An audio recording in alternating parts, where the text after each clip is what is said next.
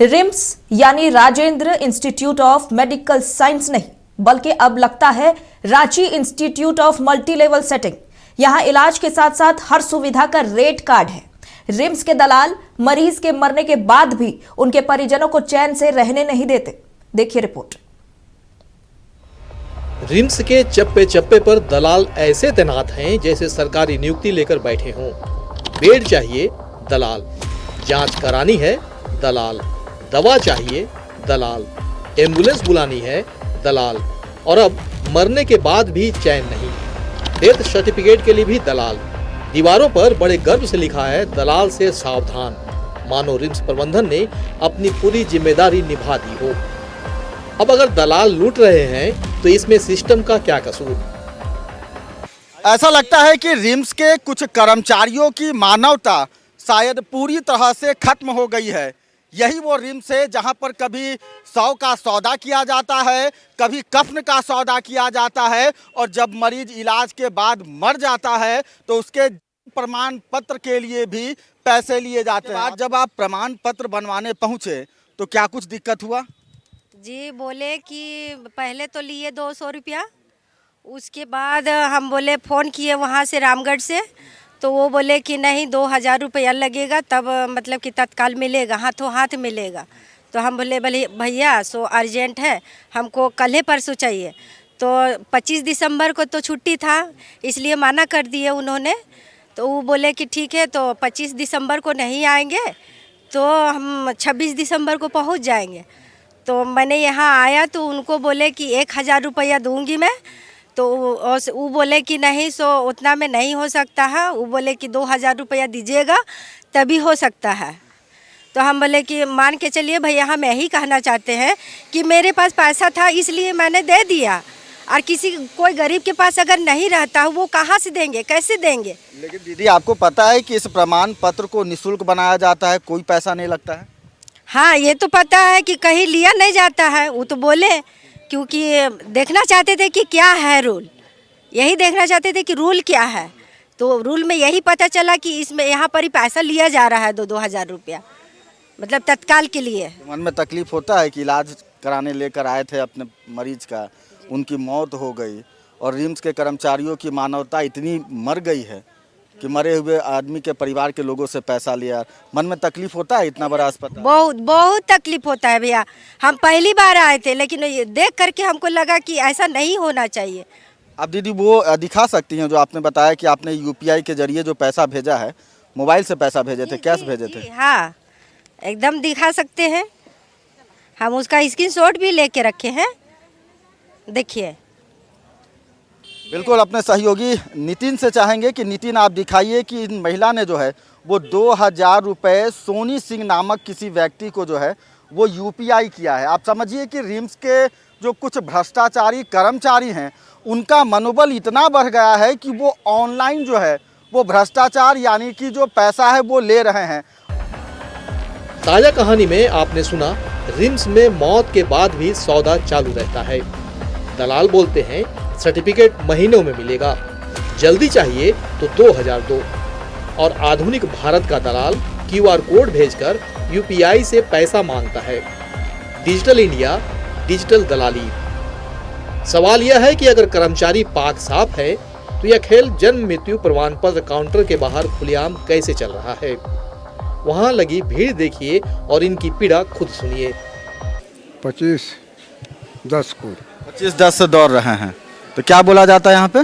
10 को भरे है और बताया कि 1 महीना के बाद मिलेगा। फिर 1 महीना के बाद आए तो बोले कि 16 तारीख के बाद आइए, तो आज आए हुए हैं। परेशानी आता है रोज रोज आना? हो नहीं रहा है। कहाँ से हैं? हम औरमांझी से आए हैं। कब पेशेंट का डेथ हुआ था? 5 दिसंबर को हुआ। ऑक्सीजन नहीं मिलने की वजह से मेरा पेशेंट डेथ कर गया, और अभी बनाने के लिए आए हैं। तो डिस्चार्ज पेपर गुम हो गया, उसके बाद भी बोल रहा है कि वहाँ जाकर डिस्चार्ज पेपर लो। वहाँ गए तो बोला कि यही से मैसेज दिखाओ। 17 तारीख को मेरा मैसेज आया, और अभी लाइन लगे हुए हैं। आज भी काम होता है कि देख लीजिए। एक बार बीच में आए थे, उस समय बोला गया कि नहीं बना है, टाइम लगेगा बोल के। हो गया 2 महीना, 2-3 महीने जैसा हो गया। फिर आज दूसरा टाइम आए हैं। परेशानी होता है, इतना दिन दौड़ना पड़ता है। तो भैया परेशानी तो होता है, आने जाने में परेशानी होता है और एक दिन में काम भी नहीं हो पाता है तो आने जाने में परेशानी होता है। नक्षत्र न्यूज ने खबर भी दिखाई और जिम्मेदारी भी निभाई। पीड़ित महिला को deputy medical superintendent lieutenant colonel doctor Shailesh Tripathi से मिलवाया। कार्रवाई की बात हुई। रिम्स के अधिकारियों ने भी रिम्स आने वाले लोगों से आग्रह किया है कि लोगों को जागरूक होना होगा। रिम्स में कोई भी काम के लिए पैसे का लेन देन नहीं करें। रिम्स में आप देख सकते हैं हर जगह जहाँ भी जिस पब्लिक डीलिंग है, जहाँ भी पब्लिक का होता है, सभी जगह लिखा है कि सब ये मुफ्त बने जाते हैं। किसी को कोई पैसा देता है, कहीं होता है तो वो उसको तुरंत शिकायत करे। साथ में कंट्रोल रूम है और हम लोग का नंबर लिखा हुआ है, ड्यूटी अफसर लिखा हुआ है, कोई भी शिकायत है तो हमारा लोगों से ये अनुरोध है कि ये ऐसे किसी झांसे में मत आए, ठीक है ना। और हम लोगों से ऐसा कुछ होता है तो तुरंत कांटेक्ट करें। और ये इस तरह से आप लोग किसी भी इस तरह का जो दलाल है या कुछ है या ऐसा आता है किसी के उनके बहकावे में मत आए, ठीक है ना। एक दलाल पकड़ा जाएगा, दीवार पर एक और पोस्टर लग जाएगा और बाकी दलाल अगले मरीज का इंतजार करेंगे, क्योंकि रिम्स में इलाज भले मुफ्त हो पर व्यवस्था अब भी महंगी पड़ रही है। रिम्स के कर्मचारियों की मानवता इतनी खत्म हो गई है कि मरीज से मृत्यु प्रमाण पत्र के लिए जो है वो पैसे लिए जाते हैं। और शायद रिम्स प्रबंधन के तरफ से रिम्स के जो मोटी तनख्वाह कमाने वाले जो बड़े अधिकारी हैं उनके तरफ से ऐसे कर्मचारियों पर कोई कार्रवाई नहीं की जाती है। शायद यही कारण है कि ऐसे भ्रष्टाचारी निकम्मे कर्मचारियों का जो हौसला है वो दिन प्रतिदिन बढ़ता जा रहा है। अपने सहयोगी नितिन के साथ मैं सत्यव्रत किरण, नक्षत्र न्यूज, रांची। चलिए इसी खबर पर अधिक जानकारी के साथ हमारे सहयोगी सत्यव्रत किरण हमारे साथ जुड़े हुए हैं। सत्यव्रत, झारखंड की सबसे बड़ी सरकारी अस्पताल और भ्रष्टाचार भी उतना ही बड़ा, लेकिन जिस तरह से ये वारदातें, ये मामले जो सामने आ रहे हैं, सबसे बड़ा सवाल यहाँ ये उठता है सत्यव्रत कि रिम्स प्रबंधन को इस मामले में जानकारी है भी या नहीं, या जानबूझकर आंखें मूंदे बैठा है। देखिए, रिम्स प्रबंधन को इस पूरे मामले की जानकारी है। चूंकि स्नेहा, यह जो दलाली का घटना है ये कोई नई नहीं है। रिम्स की अगर बात करें तो रिम्स पूरी तरह से दलालों के चुंगल में है और रिम्स के जगह जगह पर आपको जो दलाल हैं वो सक्रिय मिलेंगे। यानी कि अगर आप जैसे ही रिम्स पहुंचते हैं, आपको या तो बेड की आवश्यकता है, आपको दलाल जो है वो मिल जाएंगे। आपको ब्लड बैंक में ब्लड की आवश्यकता है तो जो दलाल हैं, असामाजिक तत्व के जो लोग हैं, वो ब्लड बैंक के आसपास आपको दिख जाएंगे और जैसे ही उनके नज़र में आप आएंगे तुरंत आपसे जो दलाली है वो शुरू हो जाएगी।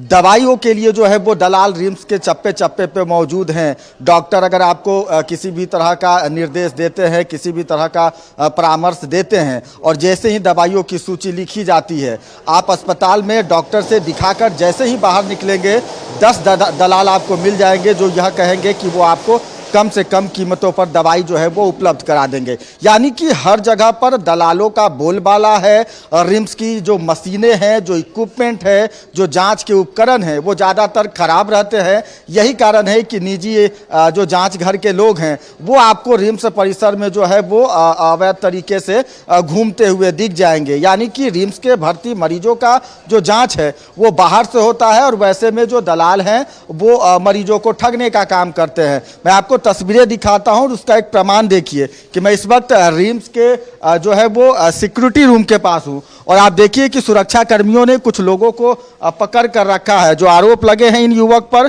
कि यह युवक जो है वो अस्पताल के ब्लड बैंक के पास जो है वो ब्लड की दलाली कर रहे थे। यानी कि ये कोई पहली घटना नहीं है।